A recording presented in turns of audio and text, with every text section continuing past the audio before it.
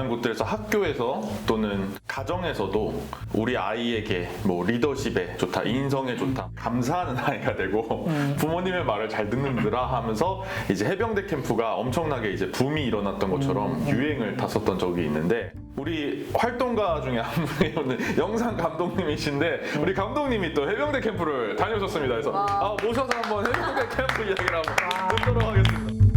10살 때였는데 태권도장에서 그냥 뭐 재밌게 놀러 가는 거다 해서 옆에 친구들도 다 간다고 해가지고 갔는데 이제 너무 힘들었어요. 물을 정해줘요. 하루에 몇 컵 마실 수 있게. 근데 엄청 막 힘들게 막 훈련 같은 걸 하잖아요. 정해진 시간에 한 컵 막 이렇게 주는 거예요. 근데 그 물이 엄청 뜨거워. 그래서 애들이 샤워 시간도 정해져요. 그러면 그 시간에 그 물을 먹는 거예요. 너무 목이 마르니까.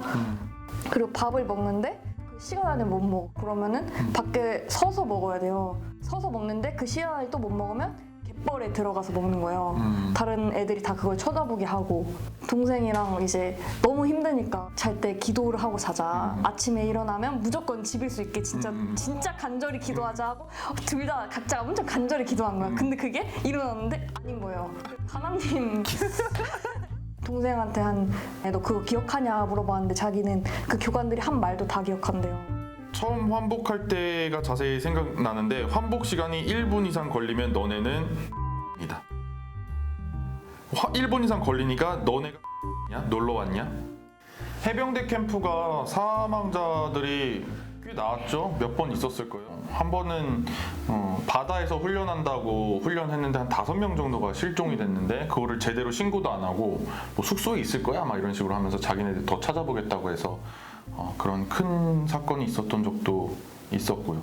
그래서 그런 것들이 문제 제기가 많이 돼가지고 해병대 캠프가 이제 없어졌잖아요. 네. 근데 이제 또 갑자기 뜬금없이 이제 UDT 캠프가 나오게 된 거죠. 성장과 훈련이라는 이름으로 하지만 사실은 저는 계속해 나갈 수 없는 지경으로 사람을 완전히 그냥 정신적으로나 육체적으로 무너뜨려 버리고 통제하려고 보이지 이 사람의 정신이나 육체를 성장시켜 주려는 것처럼 보이지 않았거든요. 편집을 통해서 이제 어떤 성장에 대한 코드, 사람들이 좋아할 수 있는 이런 건 있었던 것 같아요.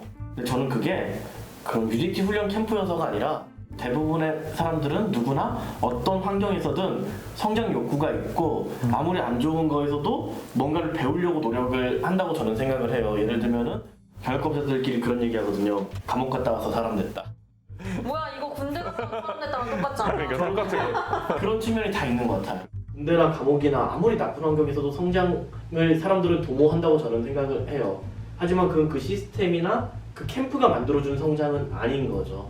그리고 거기에 작동하는 시스템은 오히려 성장을 저도 방해한다고 생각을 해요. 뭐 해병대 캠프나 UDT 캠프나 아니면 가짜 사나이나 이런 데서 말하는 정신력은 사실은 사람을 극한으로 몰아서 사실 그런 극한에서는 정신력이 강화되는 게 아니라 파괴가 되죠. 만약에 가짜 사나이가 정말로 정신력을 강화시키는 거면 그럼 진짜 전쟁을 치른 사람들은 강철 정신력이 돼야 되는데 굉장히 많은 군인들은 그 후유증 때문에 힘들어한단 말이죠. 그래서 저는 극한의 상황에 내모는 게 정신력을 강화하고 성장시키는 게 아니라 그런 극한의 상황에서도 견딜 수 있는 정신력을 갖추는 게 성장이고 그거는 일상이 탄탄하게 유지되고 나를 돌봐주고 보살펴주는 관계들이 탄탄하게 유지가 될 때 가능한 거고 오히려 이런 방식의 극한 상황은 그걸 파괴한다고 저는 생각을 해요.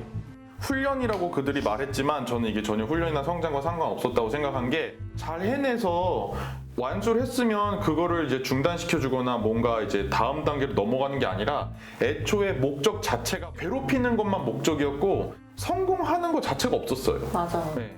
그냥 다 같이 실패할 때까지, 다 같이 종칠 때까지 하는 거예요. 그리고 그게 없는 것 같아요. 이거 왜 필요한 건지. 그러니까 아무도 질문하지 않고 아무도 얘기해주지 않고 그러니까 실체가 없는 것을 위해서 계속 그렇게 고통을 당해야 된다는 게 너무 질문이 없는 게 제가 생각엔 군사주의의 핵심인 것 같아요. 맞아요. 우리 편은 착한 편이고 옳고 적군이고 거기에 대해서 왜 쟤네가 적이야? 왜 우리가 쟤네를 이겨야 돼? 왜 싸워야 돼? 질문하면 안 되는 게 군사주의의 핵심인 것 같고 반대로 평화는 그래서 저는 답이 아니라 질문이라고 생각을 하거든요. 우리가 옳다가 아니라 왜 이 상황이 벌어졌는지 왜 이렇게 전개돼야 됐는지 그래서 평화는 어렵고 재미없는 것 같아요. 그래서 인기가 없어. 명확하지가 어려워, 않으니까. 그래서 딱 혐오는 쉽잖아요. 그쵸. 귀에 쏙쏙 박히고 왜 나쁜 놈이고 왜 위험하고 왜 범죄자 될 가능성이 있는지가. 난민 범죄자. 그렇죠. 뭐 트랜스젠더도 여성의 인권을 뭐 여성의 안전을 침범할 거야. 그냥 평화는? 이유는 없어요. 평화는 왜 예멘 사람들이 난민이 돼서 우리나라에 왔는지, 한국이 거기서 어떤 역할을 했는지 네. 싫을 것 같아. 어떤 활동, 뭐 훈련이라고 하던 이제 동의가 없었고 설명이 없었다는 얘기도 했는데 그들의 입장에서는 나름 뭐 어떤 훈련을 하기 위해서 뭐 정신력을 키우기 위해서 뭐 누구를 구출하기 위해서 나름의 설명도 나온 측면이 있고 또 이제 댓글의 반응들을 보면 아니 저기 몇십 대 1의 경쟁률 몇백 대 1의 경쟁률을 뚫고 가서 한 건데 이미 그거를 왜 선택이랑 동의라고 보지 않느냐 무슨 상관이냐 그걸 왜 인권 침해라고 왜 폭력적이라고 하고 왜 가학성이라고 하냐 그래서 그런 선택이라든지 자발성 이런 측면에 대해서 어떻게 보셨는지. 근데 그런 말이랑 너무 닮아 있는 것 같아요. 예를 들어 졸업사진 패러디 막 촬영을 하는 걸로 되게 유명한 학교가 있잖아요. 근데 거기서 관짝소년단 그 흑인 분장을 해가지고 사진을 찍었는데 네. 그게 막 인종차별 논란이 막 일어나니까 거기서 이제 디펜스를 했던 말이 본인들이 괜찮다는데 니네가 왜 그러냐 이게 무슨 인종차별이냐 뭐 이렇게 말하는 건 조금 다 있는 것 같아요. 어떤 뭐 미디어라든지 그 행위의 당사자는 진짜 그거를 직접 겪는 사람만이 당사자는 저는 아니라고 생각하거든요. 그런 현상이 일어나는 사회에 우리는 같이 섞여서 살아가고 있고 그 영향을 같이 받고 살아가고 있는데 거기에 대해서 말할 권리가 없다라고 얘기하는 거는 사실 맞지 않는 말인 것 같아요. 당사자주의나 이제 피해자의 관점에서의 어떤 자결권을 이야기하는 것이 권력의 차이가 났을 때에 그때 피해업자의 목소리가 들려지게 하는 것으로서 의의를 가질 것인데 약간 곡해되고 있는 것 같아요. 당사자주의가 쓰고 싶을 때 마음대로 쓰는 이야기가 되는 사례 중에 하나가 아닌가. 근데 저는 약간 이게 큰 인기를 얻었지만 또 폐지됐잖아요. 네. 그래서 이게 큰 인기를 얻는 건 우리가 비판적으로 봐야 되지만 어쨌든 공론의 장에 올라왔을 때는 그 가학성들이 문제가 됐잖아요. 물론 폐지된 게 어떤 그 출연진들의 여러 개인적인 문제라고 치부되는 것들 이 요인도 컸지만 그 전에 굉장히 많은 비판들이 가학성이나 폭력성에 대해서 쏟아져 나왔고 그런 게 저는 같이 작용했다고 생각하거든요. 그러니까 한편으로 인기를 얻었지만 또 한편으로는 이 정도의 극단적인 폭력과 가학은 이 공공의 장소에서 이게 용인되지는 않는구나 라는 생각은 들었어요. 이번 편에서는 여기까지 듣도록 하겠고요. 다음 편으로 돌아오도록 하겠습니다.